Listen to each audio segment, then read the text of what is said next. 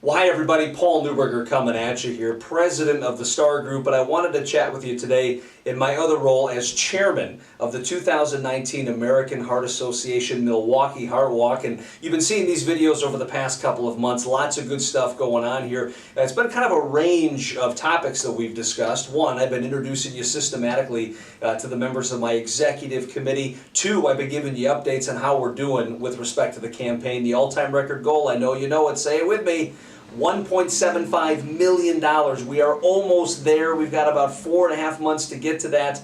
And I think we're going to, obviously with help from individuals like you, we're going to make a concerted effort to do it. Today's video is going to be a little bit different, however. You have heard me talk about my why, about the stories that I've gone through, the impact that heart disease and stroke have had on people in my life. And I've referenced 3 people. One, my father-in-law, Steve Gergel, passed away from a heart attack on his 60th birthday. Number 2, my maternal grandmother, Wilma Reed, died after a lengthy battle with heart disease. And then number 3, I referenced my best friend who suffered a stroke, who's doing better, but suffered a stroke nonetheless. Well, I'm very happy to introduce you to this individual. We're blessed to have him join us. Mr. Gary Loop, how you doing, brother? Paul M. Neuberger, how are you? I am great. Boy, I hope we can get through this without being too silly. You get Gary and I in a room together, boy, hilarity usually ensues. Indeed. And not hilarity by physical appearance. You probably already turned it off when you saw his mug. You're gonna have to bear with us today, but we'll try our best. Well, I think makeup did an excellent job, and I appreciate that. I don't even think they've touched you. But anywho, that's beside the point. I love this guy. He's a good human being. So Gary, I know you're here today to talk to us about a couple of different things, and one of the things that Gary and I, we've been connected for quite a while. We've got first introduced through your company, the Loop Group. Now, I'm obviously very familiar with that. Why don't you tell the viewers at home a little bit about what the Loop Group is and what you do?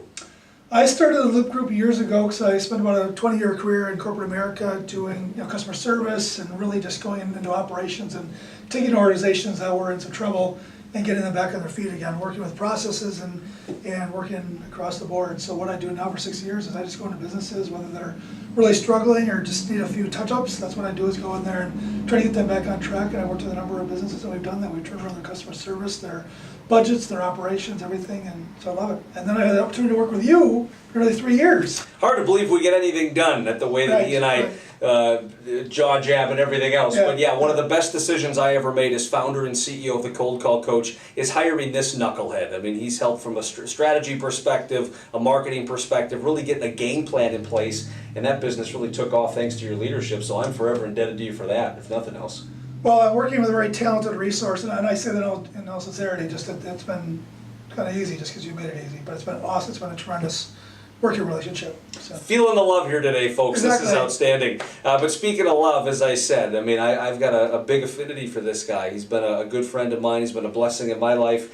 And one of the things that obviously you experienced the ugly ramifications of stroke yourself. You're a young guy.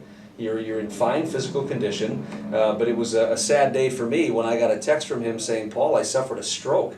Can you just tell us a little bit about the circumstances of that medical event? Yeah, that's the thing that's unique about what happened to me, is that they did say at UW Hospital I was a fine specimen. And I thought, if I die today in ICU, this is great. But in all seriousness, I think most people really associate strokes with, health issues, what have you. But my blood pressure's, 100/70, my pulse is in the 40s.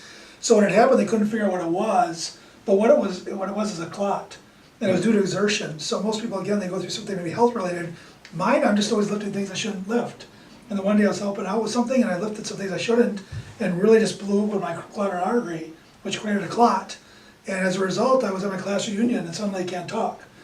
And so that's, I guess, if there's any 2 messages I would hopefully help people out is, number 1, even if you're in good health, you can have a stroke. And number 2 is, when I'm at my class reunion, I'm not talking straight, things aren't going well, I can't figure out.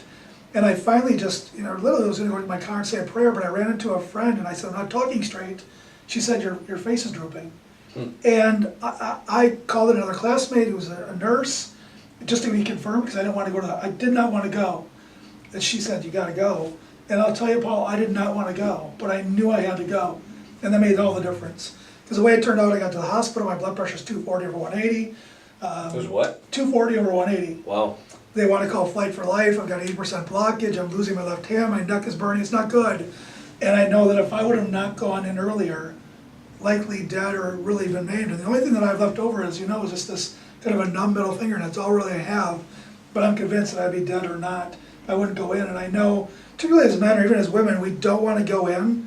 But again, I guess if there's anything I can take away is go in. If you're not talking straight, any droopage, just really know those symptoms, because that made all the world difference. And outside of the issue with the finger right now, back to full health. Absolutely, yeah, I was back within 3 months, so it's just the one thing, and I think so many times we don't think much of it, we have little symptoms, but I'm just so thankful that people really pressed me to go in, but it was quite an affair, a couple days in ICU, and Yeah, and that's the thing that really struck me as well too. I mean, you got a young guy here, you got a guy that's in good physical condition, a guy that's really had no major issues, and if a stroke can happen to you, because of that physical Yeah. exertion, it can happen to anybody. Any last words, any other firm recommendations, anything else the folks at home should be paying attention to as we're talking about heart disease and stroke and what to look for? yeah, and I'll just reiterate, because it was interesting when I was at UW Hospital, they said this is not uncommon, but even people that are doing CrossFit, they're doing even like a chiropractic appointment, just know that anything that you could be doing exertion-wise, or anything that's real small, if you have these kind of symptoms, again, just be really familiar with these stroke symptoms. Yeah, absolutely just go in, I just cannot recommend it enough. And this is one of those things that can be preventable or can be mitigated if you move quickly. To Gary's credit, he didn't want to go, but he did. To Gary's credit, mentally he was fighting it, but physically he went. And how many more stories do we have to see on the news? Guys like Luke Perry passing away a couple of months ago. This does not have to happen. So at the bottom of the screen, you're going to see our respective contact information. Here's mine, here's Gary's. Gary is an advocate for this. Gary's creating awareness for this. And thank God as your friend that you're still here, because this would be a very sad life without you. I can certainly attest to that. We need you to get involved. If you want to donate $1 or $2, if you want to come out and walk, if you want to share your story, contact Gary, contact me, and let's cure this once and for all, because we don't want to lose any wonderful human beings like Gary Luke to something that can be prevented. Gary, I know it's not easy to share this story, so I really appreciate you doing it, and it's wonderful to call you my friend, brother. Oh, same here.